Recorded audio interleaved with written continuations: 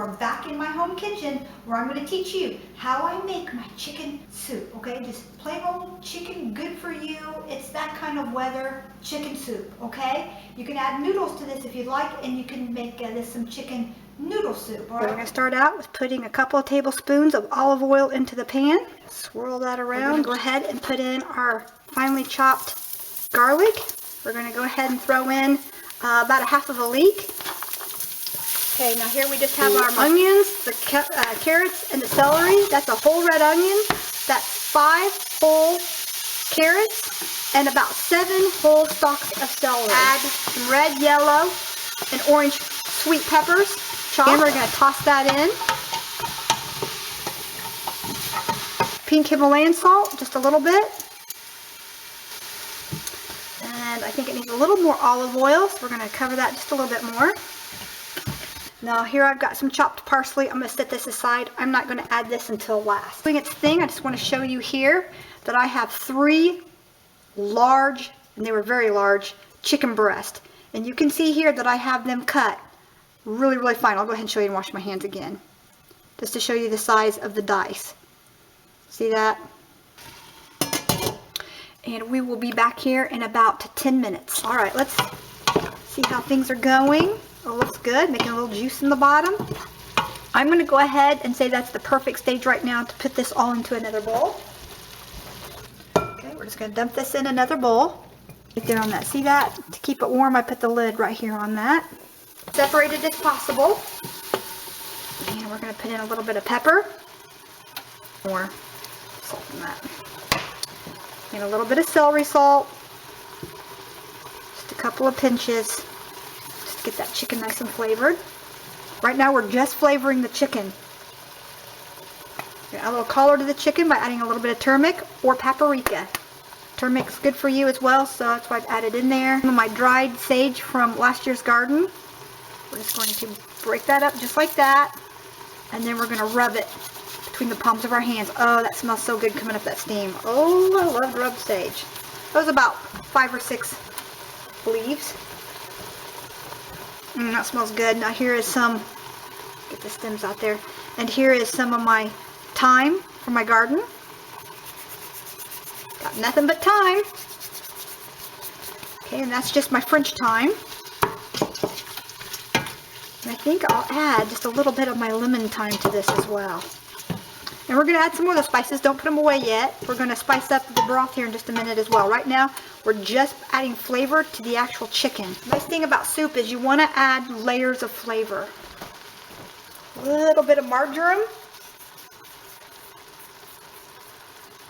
Oh, each time I add an addition of herbs from my garden, they're just so concentrated right now from being dried here in the winter time. Right there's how I dry my herbs from my garden, and you can see they're just about gone. I've only got a few branches of them left for the year, but that's fine. Put that lid back on here for a minute, and we're going to let this finish cooking the chicken. Okay, it looks perfect. I'm loving it. Now we're going to take the vegetables that we took out, and we're going to put all that right back in again. Okay, and now we're just going to add our chicken stock.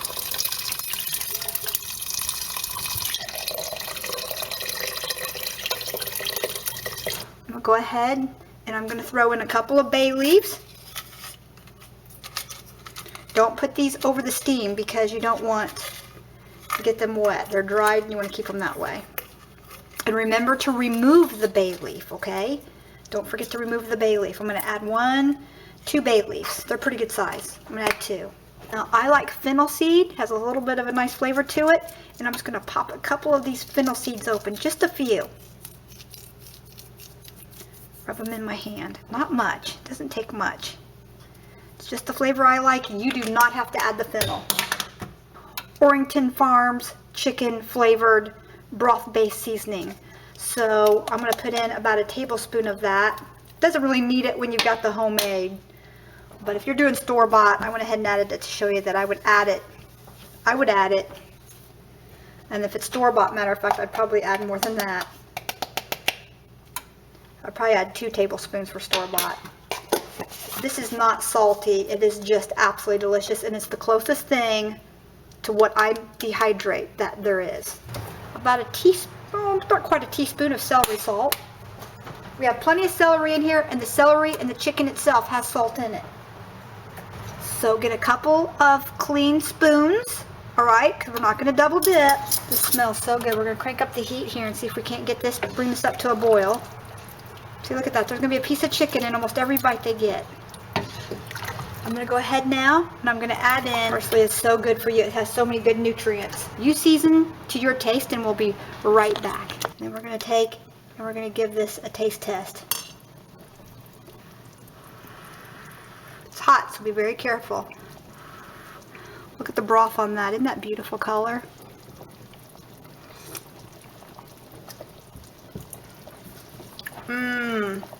I taste that bay leaf in there perfectly.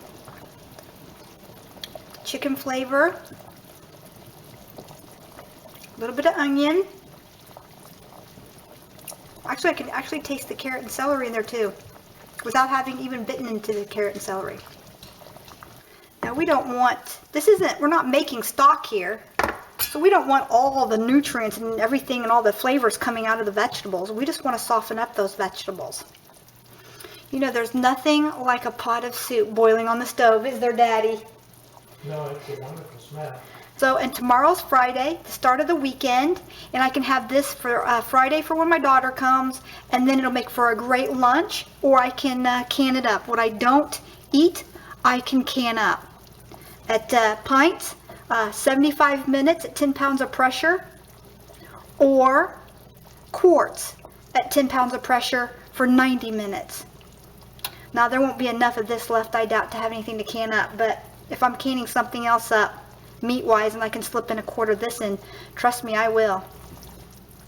I gotta find and fish out the two, oh, that's hot. I gotta fish out the 2 bay leaves. We took 2 tablespoons of cornstarch or arrowroot powder. In my case, I'm using arrowroot powder. And about a quarter, maybe a third of a cup of water. We're blending that together. Most people use cornstarch. I like the arrowroot powder. And what we're going to do is we're going to take a heat-proof glass just like this, and we're going to dip some hot water into here without burning your thumb. Blend it in and out, just like that right there. Can you see that? I just burnt my thumb, but I didn't drop the glass in. And I just put enough thickener in there to make it almost like the Chinese restaurant's egg drop soup. Maybe not quite that thick, but I got just a little bit of a thickness to it. And cornstarch or arrowroot powder, which in my case is what I'm using, will give a nice clear, you'd use equal amounts of both. Gives it a nice clear, oh, I can feel it thickening up just a little bit. It's just the way I like it. Just a little bit of a sheen to it on my spoon. Can you see that?